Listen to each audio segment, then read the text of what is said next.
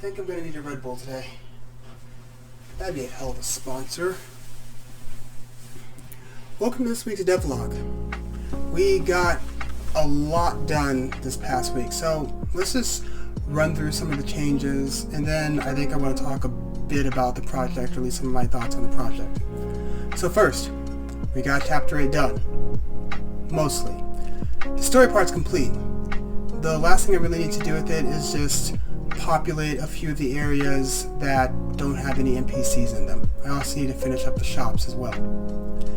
There were 4 new boss fights added. There are very few boss fights in the game until you get to about Chapter 7, and that's where you get to your first real boss fight. We still have a few more that we have to add to complete the game, but Chapter 8 has like 5 boss fights in it alone. Moving on from there, we actually did change the way that fights are being handled. We set it up on more of a streamline or more of a universal format, and this is just making it easier to change the fights across the entire game. This is very important once you get about 12% into Chapter 8. There were, of course, a few rewrites, mostly to just streamline the dialogue, make it feel a little bit more natural.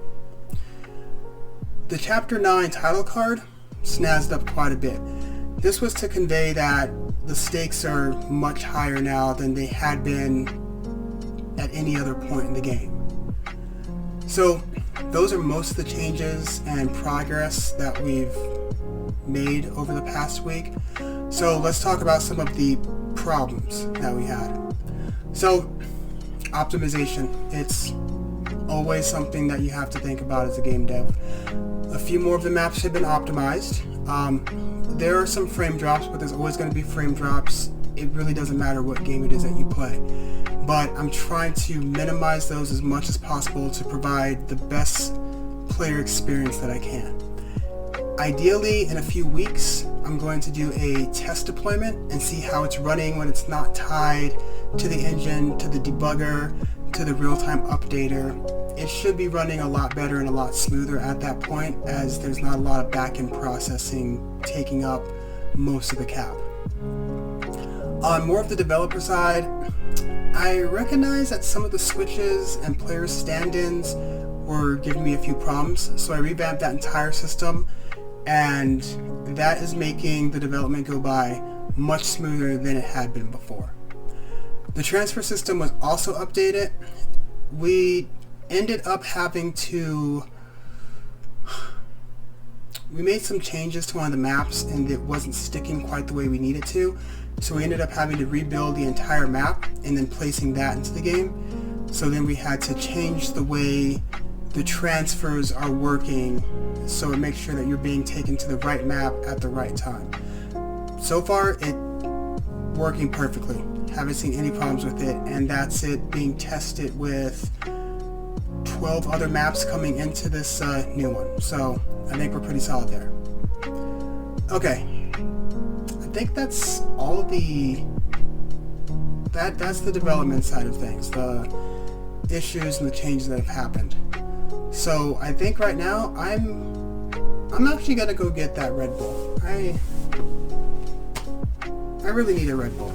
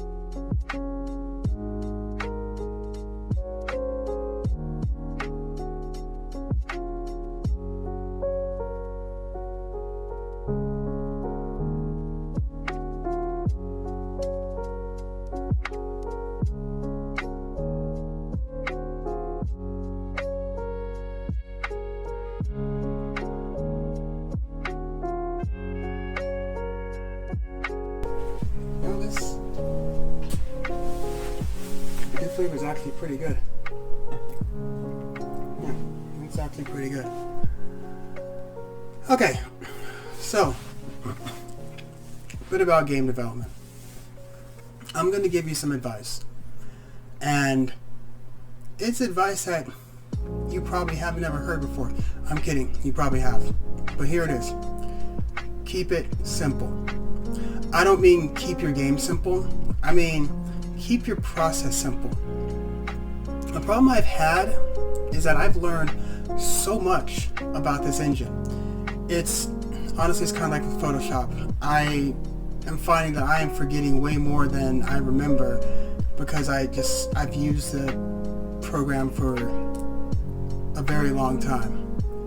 And the same thing has happened with this engine as well. When something goes wrong, I think of like a million different ways to fix it. And it's always the simplest solution that fixes the problem. It kind of reminds me of the spaceship. I believe it was Apollo 13. Something happened on the ship, and a ton of engineers were running around like chickens without heads trying to figure out what the problem was. And then this one dude is like, yeah, this box with this tube coming out of it, all taped together, this will work perfectly.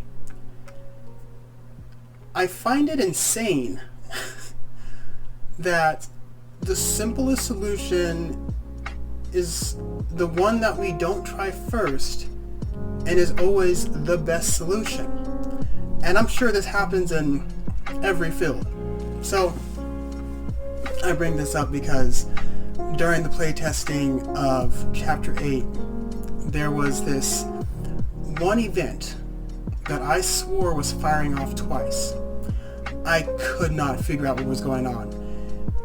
Opened this event about 20 times, looked at everything in it. Is it the trigger? Is the trigger auto-running somehow? Is there a parallel process happening somewhere? I looked at the different priorities of it. I wondered if there's another event that was acting upon this and causing it to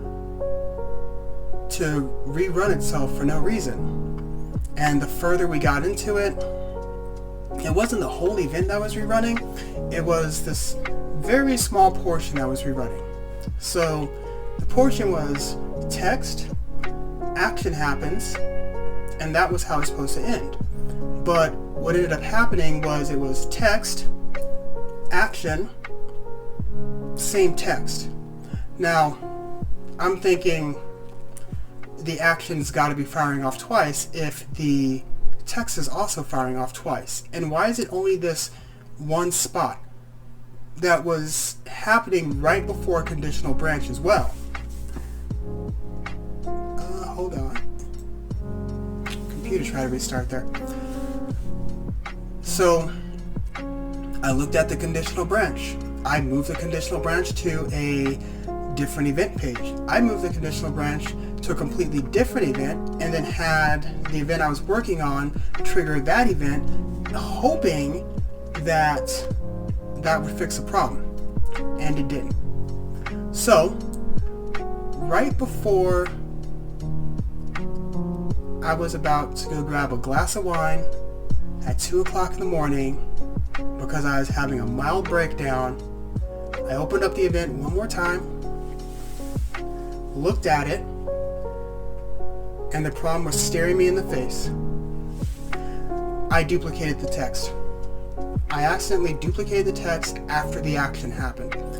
There was nothing in the script that said there needs to be more said here. I just duplicated the text. So I removed the text, reran the event, and it worked perfectly. So I fixed the event.